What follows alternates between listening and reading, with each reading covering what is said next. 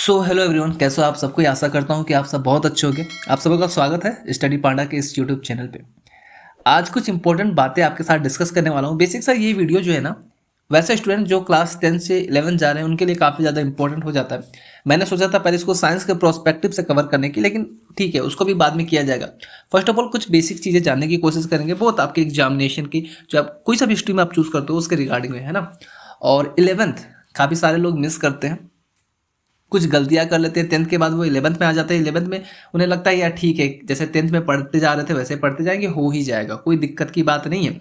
12th में जाने के बाद उनको प्रॉब्लम हो जाता है। आपने जितना 10th में पूरे साल में पढ़ा होगा ना, मैं बता रहा हूँ, उतना क्वेश्चन आपको बनाना पड़ जाएगा। मतलब 2 महीने में आप उतना क्वेश्चन डील करोगे, मतलब इस लेवल का रहता है। और आपने अगर 11th को अच्छा नहीं किया तो आपको 12th में प्रॉब्लम देखने को मिलता है। अब क्यों बेहतर करना है, क्या करना है, वो मैं आगे डिस्कस करता हूँ आज के इस वीडियो में। खैर उससे पहले अगर आप लोग चैनल पे न्यू हो तो चैनल को सब्सक्राइब जरूर से कर लेना, है ना। एक चीज़ मैं बताऊँ, मैं जब 10th से, देखो मैं पढ़ाई नहीं कर रहा हूँ, है ना, मैं भी गवर्नमेंट स्कूल से पढ़ के निकला हूँ। 10th से 12th गया था तो काफ़ी अलग इन्वायरमेंट था। मैं तो हिंदी मीडियम से पढ़ के निकला था। उसके बाद जैसे 12th गया तो वहाँ के स्टूडेंट का इन्वायरमेंट, और वहाँ पर +2 में मैं गया था, एडमिशन लिया था, और वहाँ पे ऐसे फराटेदार इंग्लिश बोलने वाले। लेकिन मैंने उस समय खुद को संभाला था और ज़्यादा साथ मैंने फिजिक्स पे टॉप किया था। हाँ, मैथ्स काफ़ी स्ट्रॉन्ग है मेरा, बट फिजिक्स पे टॉप किया था उस टाइम पे।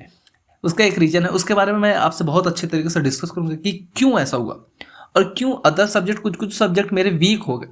अब अचानक से एक, जान लो ना, गवर्नमेंट स्कूल का बंदा निकल के आता है, +2 में जाता है, इंग्लिश मीडियम के लोगों के बीच में, तो कई सारी दिक्कतें होती है। अच्छा, आपको मुझे सुनना क्यों चाहिए, ये भी सवाल होगा ना कि क्यों जानूँ कि क्या बताने वाले हैं आज भैया। तो देखो ऐसा है ना, अगर आपको न्यूटन के लॉ के बारे में जानना होगा, है ना, ग्रेविटेशनल फोर्स के बारे में जानना होगा, तो ऑब्वियस आप न्यूटन को पढ़ोगे, नहीं पढ़ोगे क्या? या फिर खुद से रिसर्च करने लग जाओगे कि ग्रेविटेशनल क्या होता है। मैं तो पढ़ूंगा ही नहीं, न्यूटन की किताब को देखूंगा तक नहीं, उसके फॉर्मूला को देखूंगा तक नहीं, और खुद से रिसर्च करूंगा, जान जाऊंगा। ऐसा करोगे क्या? ऐसा करोगे तो आपका भी कहीं ना कहीं उम्र निकल जाने वाला है। हाँ देखो, आपको कहीं डाउट आते हैं उसके जो थ्योरी है उसमें, तो आप उसमें क्वेश्चन कर सकते हो, आप उसमें रिसर्च कर सकते हो। लेकिन अगर उसने बता दिया है कि ऐसे ऐसे चीज़ें होती हैं, तो उसको समझो, एनालाइज करो और मूव ऑन करो, आगे बढ़ जाओ, है ना, उनसे सीख के। अब उस पर अगर आप रिसर्च करने बैठ जाते हो तो आप ही का वक्त जाया होगा। डाउट होते हैं तो डेफिनेट है, रिसर्च करो, नो डाउट, आपको रिसर्च करना भी चाहिए। लेकिन आप अगर सीख सकते हो उससे तो सीख के आगे बढ़ो। खैर देखो, हम लोग क्या क्या डिस्कस करने वाले हैं आज के टाइम पे। 11th में आपको कुछ इंपॉर्टेंट बातों का ध्यान बहुत अच्छे तरीके से रखना है। नहीं रखोगे, मिस करोगे तो बहुत ही बुरा हाल होने वाला है बाबू, है ना। कुछ चीज़ें स्टूडेंट काफ़ी ज़्यादा इग्नोर करते हैं। अच्छा, फर्स्ट ऑफ ऑल इन्वायरमेंट, जैसे आप जाओगे ना 11th में तो अलग इन्वायरमेंट रहता है ना, तो अलग क्यूरियोसिटी भी रहती है, तो कुछ टाइम तो आपका ऐसे ही बीत जाता है। लेकिन आपको ऐसा नहीं करना, पहले जैसे आपने 10th में पढ़ाई की, अब 11th में आपको ऐसा नहीं करना है। 11th में कुछ चीज़ों के बाउंडेशन रहेंगे, आपको उनको फॉलो करना पड़ेगा। भाई दो दो फिजिक्स के बुक हो जाएंगे, दो दो केमिस्ट्री के बुक हो जाएंगे, समझ रहे हो कितना आपके माइंड पे स्ट्रेस होने वाला है। चलो एक एक करके समझते हैं, है ना। सिलेबस ऑन माइंड, जब मैं 10th की बात करता हूँ ना, तो मैं सिलेबस को लेकर उतना तो बोलता नहीं हूँ। ठीक है, सिलेबस को आपको रखना चाहिए, दिमाग में रखना चाहिए, लेकिन मैं रेफरेंस बुक को ज़्यादा प्रेफर नहीं करता हूँ क्लास 10th में। अगर वो किसी ओलंपियाड की प्रिपरेशन नहीं कर रहा, किसी स्कॉलरशिप की प्रिपरेशन नहीं कर रहा, किसी स्पेशल एग्जाम की प्रिपरेशन नहीं कर रहा होता है ना, तो आपका टेक्स्ट बुक से काम चल जाता है, आपकी प्रिपरेशन बहुत अच्छी हो जाती है और 100 आउट ऑफ 100 आप ला सकते हो, है ना। मैथ्स में अगर बात करूँ, अदर सब्जेक्ट में भी बहुत अच्छे तरीके से कर सकते हो। हाँ, साइंस वगैरह में थोड़े से दिक्कत आते हैं टेक्स्ट बुक में, लेकिन भी अगर अजय मैं देखूँ उस बुक को, मैं अपने टाइम पे भी था तो मेरे लिए वो बुक सफिशियंट था, मुझे किसी अदर बुक लेने की जरूरत नहीं पड़ी थी। लिया हुआ था, ऐसा नहीं कि मेरे पास बुक लिया हुआ नहीं था, लिया हुआ था, लेकिन वो साइड रखा होता था, मैंने कभी उसको पढ़ा नहीं था, है ना। लेकिन अब आपको सिलेबस को माइंड में रखना है। होगा क्या ना कि यहाँ पर आपको कई सारे रेफरेंस बुक पढ़ने पड़ेंगे। आप किसी भी स्ट्रीम में हो, आप आर्ट्स ले लो, कॉमर्स ले लो, साइंस ले लो, आपको रेफरेंस बुक लेने पड़ेंगे। क्यों लेना पड़ेगा? क्योंकि यहाँ पर सिलेबस तो आपको जो दे देता है, एकेडमिक जो आपका सिलेबस दे देता है, वो एक्चुअल सिलेबस वो नहीं होता है।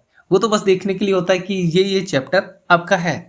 एक्चुअल सिलेबस होता है जो आपके टेक्स्ट बुक रहते हैं ना, वो आपका एक्चुअल सिलेबस है। मैं उसको सिलेबस ही कंसिडर करता हूँ, क्योंकि मैं साइंस बैकग्राउंड से रहा हूँ, तो मुझे पता है। केमिस्ट्री के जैसे मैं बुक पढ़ता था ना, मुझे कुछ समझ ही नहीं आता था। बस ऐसा लगता था बस टॉपिक लिख दिए गए हैं, उसके बारे में थोड़ा सा 2 लाइन लिख दिया गया, बस वो टॉपिक कंप्लीट हो गया। ऐसे तो कोई टॉपिक कंप्लीट नहीं होता था। उसको समझने के लिए एक मोटी मोटी एक्सप्लेनेशन वाली बुक्स मुझे लेनी पड़ती थी, उसके बाद ये चीज़ें समझ में आती थी। इसलिए मैं जो आपका टेक्स्ट बुक है ना, उसको मैं एज सिलेबस कंसिडर करता हूँ। तो उसको आप भी सिलेबस कंसिडर करना। हाँ, उसको तो आपको नहीं छोड़ना है, उसका साथ आपको नहीं छोड़ना है। आपको प्यार हो जाना चाहिए टेक्स्ट बुक से, है ना। ब्रेकअप नहीं करना है जब तक आप बोर्ड का एग्जामिनेशन नहीं देते हो, या अगर किसी कॉम्पिटेटिव एग्जामिनेशन की प्रिपरेशन करो, जेई नीट की प्रिपरेशन कर रहे हो, तो उसका साथ आपको नहीं छोड़ना है, ठीक है। तो ये सिलेबस आपको माइंड पे रखना है, जो सिलेबस ओरिजिनल सिलेबस है। और ये बुक सिलेक्शन की बात करूं तो कौन सा रेफरेंस बुक आपको लेना है। कुछ लोग ऐसे होते हैं ना, कोई सा भी रेफरेंस बुक उठा लिए। अच्छा, रेफरेंस बुक उठा लिए तो कितना पढ़ना है उस रेफरेंस बुक को। अब ऐसा नहीं कि पूरा पढ़े जा रहे हैं जो आपके काम का भी नहीं है, जो आपके एग्जाम के प्रोस्पेक्टिव से भी नहीं है। डिपेंड करता है, आपको बस 12 देना है, या फिर आप जेई तक की प्रिपरेशन करना चाहते हो, या आप नीट की प्रिपरेशन करना चाहते हो। उसके ऊपर डिपेंड करता है कि आपको कौन सा पोर्शन कवर करना है, कौन सा पोर्शन आपको छोड़ के आगे बढ़ जाना है। तो बुक सिलेक्शन काफ़ी इंपॉर्टेंट। बुक एक्स्ट्रा बुक तो आपको लेना पड़ेगा, रेफरेंस बुक, चाहे आप किसी भी स्ट्रीम पे हो, है ना। मैं साइंस की बेसिक से बात कर रहा हूँ, साइंस का स्टूडेंट हूँ, तो खैर जो कॉमर्स है, आर्ट्स है, उनको भी रेफरेंस बुक लेना पड़ेगा। जैसे आप टेक्स्ट बुक वाले इकोनॉमिक्स से कवर नहीं कर सकते, आपको स्पेशल इकोनॉमिक्स का बुक लेना पड़ेगा। तो बुक सिलेक्शन में थोड़ा सा ध्यान देना। हालांकि अगर साइंस के स्टूडेंट आप में से कोई देख रहे हो वीडियो, तो कमेंट करके मुझे जरूर बताना। मैं स्पेशल बुक को लेके जो भी बुक्स आपके लिए इंपॉर्टेंट हो सकते हैं साइंस बैकग्राउंड में, तो मैं उन सबको आप लोगों के लिए एक लिस्ट बता दूंगा। काफ़ी अच्छे तरीके से चीज़ों को समझेंगे भी हम लोग, है ना। तो कमेंट करके मुझे जरूर बताना। The third one is don't ignore any subject. Class 10 में हम लोग सब्जेक्ट इग्नोर कर देते थे ना, अरे यार हिंदी है, चलो लास्ट के 1 महीने में पढ़ के कंप्लीट कर लेंगे। ऐसा नहीं होता। अब आप ये चीज़ नहीं कर सकते। बेसिक था क्लास 11th में किस सब्जेक्ट को ज़्यादा इग्नोर किया जाता है ना, इंग्लिश को, लिटरेचर को काफ़ी ज़्यादा इग्नोर किया जाता है। उन्हें लगता है कि हम कर लेंगे, लेकिन नहीं, लिटरेचर में भी अच्छे मार्क्स लाने के लिए आपको एक वेल स्ट्रैटेजी की जरूरत पड़ती है, और उसको सब कोई मिस कर देते हैं। मिस किए मतलब कि आपके मार्क्स आ जाएंगे 65, 75, ऐसे में मार्क्स अटक जाएंगे।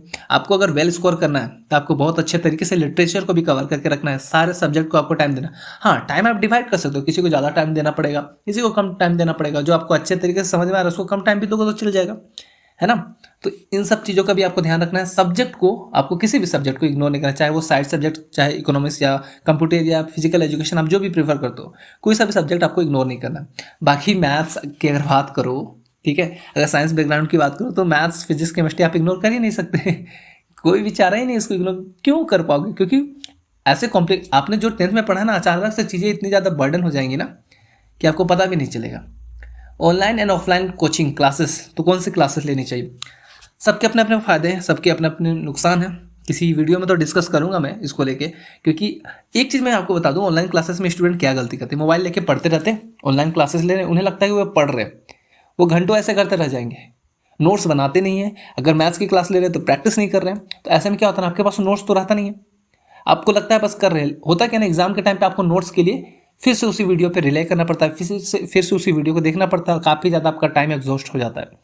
तो ऑनलाइन मैं मानता हूँ ना कि ऑनलाइन आपका 12th के बाद तक, है ना। अगर 12th में आप किसी जेई नीट की प्रिपरेशन करो तो काफ़ी ज़्यादा फीस रहता है यार, ऑब्वियस है, उतना हर कोई अफोर्ड नहीं कर सकता। तो आप ऑनलाइन ले लो, बहुत सस्ते सस्ते कोर्सेज भी देखने को मिलते हैं। और मैं तो बोलूँगा कि यूट्यूब पे आपको इतने फ्री कोर्सेज देखने को मिल जाएंगे ना कि आपको ऑनलाइन किसी का परचेस करने की भी जरूरत नहीं पड़ेगी, है ना। इतने फ्री कोर्सेस है, लेकिन भी एक वेल डायरेक्शन की जरूरत रहती है, एक सिस्टमेटिक वे में चलना रहता है। तो आप ऑनलाइन पेड कोर्सेस ले लेते हो तो कोई दिक्कत की बात नहीं है, कम में भी आपको बहुत सारे अवेलेबल हो जाते हैं। ऑफलाइन मैं इसलिए प्रेफर करता हूँ कि ऑफलाइन में आपको फील आता है ना। अपना जो रूट है ना, हम लोग का जो बचपन है वो हमेशा से इसी फील्ड में रहा है, किताबों के साथ जुड़ा हुआ है, फिजिकल इंटरेक्शन ज़्यादा रहा है। तो टेक्नोलॉजी के साथ मैं अगर बोलूँ, देखो इसमें काफ़ी ज़्यादा साइंस भी है ना, कि हमारा जो ह्यूमन का जो डीएनए है ना, अभी अच्छे तरीके से टेक्नोलॉजी को अडॉप्ट नहीं कर पाया। इसको एडॉप्शन में कुछ टाइम लगेंगे। धीरे धीरे मैं मानता हूँ कि 5-6 साल से जो टेक्नोलॉजी का क्रेज है पढ़ाई में भी काफ़ी ज़्यादा बड़ा है, एजुकेशन सेक्टर में काफ़ी ज़्यादा बड़ा है, लेकिन अभी भी जो हमारा माइंड है अच्छे तरीके से उसको अडेप्ट नहीं कर पाता। होती है, ऐसे नहीं कि चीज़ें कवर नहीं होती है, ठीक है, कवर होती है, पढ़ाई हो रही है, चल रहा है, धीरे धीरे प्रोग्रेस में है। लेकिन भी ऑफलाइन में जो आपको फिजिकली इंट्रैक्शन रहता है ना, जो इन्वायरमेंट में आप पढ़ रहे होते हो ना, और इन्वायरमेंट में अगर आप पढ़ रहे हो तो कोई आपको देखने वाला है एट ए टाइम। आप ऑनलाइन क्लासेस ले रहे हो, कोई आपको देखने वाला नहीं है। तो मैं तो ऑफलाइन ज़्यादा प्रीफर करता हूँ। मुझे अब भी कोई बोलता है तो मैं ऑफलाइन ज़्यादा प्रीफर करता हूँ। खैर स्टूडेंट की डिमांड रहती है तो ऑनलाइन पे भी क्लासेस लेना जरूरी पड़ जाता है। अब देखो, नोट्स आर इंपॉर्टेंट। नोट्स क्यों इंपॉर्टेंट है, मैंने जैसे आपको बोला कि लास्ट में, एग्जाम के लास्ट पे आपको जो बचाने वाला है वो आपके नोट्स है, कि आपने किस वे में अपने नोट्स को बनाया। अब नोट्स कुछ लोग बनाने नहीं जानते हैं, बना रहे हैं पोथी भर भर के, कॉपी भरे, पेज भरे, लिखे जा रहे हैं। वैसे तो नोट्स बनता ही नहीं यार। अगर आपने किसी एक टॉपिक का नोट्स बनाया तो वो आपको 5 मिनट में रिवाइज होना चाहिए। अगर आप उस चीज़ को 5 मिनट में रिवाइज नहीं कर पा रहे हो तो उस नोट्स का क्या फ़ायदा, कोई मतलब तो है नहीं। तो नोट्स को उस वे में बनाना चाहिए। बताऊँगा किसी वीडियो में नोट्स कैसे बनाते हैं, उसको लेके एक इम्पोर्टेंट सेशन मैं आप लोगों के साथ लेने वाला हूँ। एक चीज़ जो मिस करते हैं स्टूडेंट वो है half to 1 hour per day revision. आपको रिवीजन देना है, रिवीजन नहीं देते कई सारे स्टूडेंट, पर पढ़े जा रहे हैं, नॉलेज डालते जा रहे हैं। आप उसको रिवाइज भी तो करो, टाइम टू टाइम रिवाइज भी तो करना जरूरी है ना। तो रिवीजन के लिए देखो मैं अपने टाइम पे 1 आवर तक दे देता था। 11th में तो 1 आवर दे देता था, 10th में था तो हाफ आवर मेरे लिए इनफ था। लेकिन 11th में काफ़ी ज़्यादा आपको चीज़ें रहती है, काफ़ी बड़ा सिलेबस रहता है, तो 1 आवर तक आपको रिवीजन का टाइम देना पड़ता है। वो टाइम आप डिसाइड करो आप कितना दे सकते हो, उसके ऊपर है। और next one is fix target to complete. अब मैं ये क्यों बोलता हूँ, देखो 11th का सिलेबस और 12th का सिलेबस आप कितने भी कोचिंग सेंटर जाके पता कर लो, है ना, चाहे आप किसी अपने बड़े सीनियर से पूछ लो, उनका बस यही कहना रहता है कि सिलेबस कंप्लीट नहीं होता है, उससे पहले एग्जाम हो जाता है सिलेबस कंप्लीट होने से पहले। अब ऐसा क्यों होता है? पहली बात, सिलेबस बहुत बड़ा है, कंप्लीट होता है, कुछ जगह कंप्लीट होता है, वो ऐसा कंप्लीट होता है ना स्पीड में, रेलगाड़ी की स्पीड में कंप्लीट होता है। शुरू के 6 महीने स्लो हाथी घोड़ा, मतलब कैसे हाथी की तरह चलते जा रहे हैं धीरे धीरे। रीजन क्या है ना, क्योंकि 10th से 11th में आया हो तो चीज़ें कुछ हद तक डिफरेंट हो जाती है। इसके कारण कुछ प्रॉब्लम्स होते हैं, कई सारे स्टूडेंट को प्रॉब्लम होते हैं, तो उन्हीं के साथ आपको भी चलना पड़ता है ना। तो उसको लेकर टारगेट कंप्लीट नहीं होता। तो मैं क्या करता हूँ ना, मैंने क्या किया था, मेरा बस यही मोटिव रहता है, मैं चाहे किसी भी क्लास में था, मेरा यही मोटिव रहता था कि 2 महीना पहले मुझे सिलेबस कंप्लीट कर लेना है एनी हाउ। तो एक तरफ कोचिंग की क्लासेस चलते रहते थे, स्कूल के चलते रहते थे, और एक तरफ मैं खुद की क्लास ले रहा होता हूँ, मैं खुद की क्लासेस ले रहा होता हूँ। जो चैप्टर स्कूल में हो गए, जो चैप्टर कोचिंग में हो गए, और एक तरफ से मैं खुद नए चैप्टर स्टार्ट कर देता था, पढ़ने की कोशिश कर लेता था। तो ऐसे में मेरे चैप्टर तो कंप्लीट हो जाते थे ना। 2 महीना पहले मैं टारगेट रखता था, और होता नहीं था, कुछ टॉपिक रहते थे कि 2 महीने के, उस 2 महीने के ड्यूरेशन में उसको कवर करना पड़ता था, तो वो हो जाता था, ड्यूरेबल था। तो ये सारी चीज़ें आपको करनी पड़ेगी। Daily need a refreshment time for at least half hour के लिए रिफ्रेशमेंट टाइम भी चाहिए होता है आपको। ऐसा नहीं कि दिन भर पढ़े जा रहे हैं। अच्छा, रिफ्रेशमेंट मतलब ये नहीं कि पबजी खेल रहे हो, है ना। पबजी से मेरा मीन्स नहीं है रिफ्रेशमेंट को लेके, आपको नेचर के साथ रहना है, पार्क जाओ, दोस्तों के साथ घूमो, बात करो। अब ऐसा नहीं कि पबजी वाला दोस्तों के साथ बैठ के पबजी वगैरह खेल रहे हो, है ना। दोस्तों के साथ रहो, थोड़ा इन्जॉय करो। हाफ आवर का थोड़ा रेस्ट भी चाहिए, हालांकि बीच बीच में भी आपको रेस्ट लेना है, रिफ्रेशमेंट टाइम लेना है 5 मिनट का, 3 मिनट का। आपको पढ़ाई तो जम के करनी है, अगर आगे अच्छा करना है, अगर जेईई में जाना है तो बहुत ही ज़्यादा पढ़ना है, नीट करना है तो बहुत ही ज़्यादा पढ़ना है, और बिल्कुल बस 12th करना है तो थोड़ी बहुत आप ढिलाई दे सकते हो, लेकिन ये आपको करना पड़ेगा। कंसिस्टेंसी द लास्ट वन, इसको तो मैं शुरू में भी रख सकता था, क्योंकि मैं हर बार इस चीज़ को बोलता हूँ, कंसिस्टेंसी बहुत मैटर करती है आपके किसी भी एग्जाम को निकालने में। अगर कोई इंसान, कोई बच्चा, कोई स्टूडेंट अगर कंसिस्टेंसी नहीं लाता है अपने पढ़ाई में, तो कहीं ना कहीं उसको बहुत प्रॉब्लम होने वाला है। और कंसिस्टेंसी का एक फ़ायदा ये भी है ना कि आपका बर्डन कम कर देता है। आपको जो 6 महीना में पढ़ने पड़ेंगे ना, वो आप आराम से करते जाओ धीरे धीरे। 6 महीने में आपको मान लो 12-12 घंटे पढ़ रहे हैं ना, आप अगर कंसिस्टेंसी के साथ पढ़ोगे ना तो आपको 3 घंटे इनफ है ना। देखो मैं 11th की बात नहीं कर रहा हूँ, मैं एज एग्जाम्पल दिया हूँ। अब 3 घंटे में नहीं होने वाला है, 11th-12th में आपको थोड़े से टाइम ड्यूरेशन बढ़ाने होंगे अपने पढ़ाई को लेके, है ना। तो ये इम्पैक्ट होता है कंसिस्टेंसी। अगर आप 12-12 घंटे पढ़ रहे हो तोड़ के, है ना, वही आप 3-3 घंटा रेगुलर पढ़ो तो वो आपके लिए ज़्यादा बेनिफिट है। तो आपको डिसाइड करना है कि आपको कंसिस्टेंट रहना है, या फिर लास्ट के 3 महीना में पूरे बिना सोए आपको पढ़ाई करते जानी है। तो ये कुछ इंपॉर्टेंट चीज़ें थी, कुछ इंपॉर्टेंट बारीकियाँ थी जो आपको समझनी है क्लास 11th में जाने के समय। और भी कई सारे मैं आपके लिए सेशन ले आऊँगा, बुक सिलेक्शन को लाना है, नोट्स को लेके आना है, काफ़ी सारी बातें होने वाली है, काफ़ी सारा डिस्कशन होने वाला है, काफ़ी इंपॉर्टेंट बातें आपको पता चलने वाली है। तो पहली बात तो चैनल को सब्सक्राइब करो, अपना प्यार दो, है ना, चैनल के साथ जुड़ जाओ यार, और पढ़ते रहो, मस्त रहो, बिंदास रहो। बाय बाय, जय हिंद।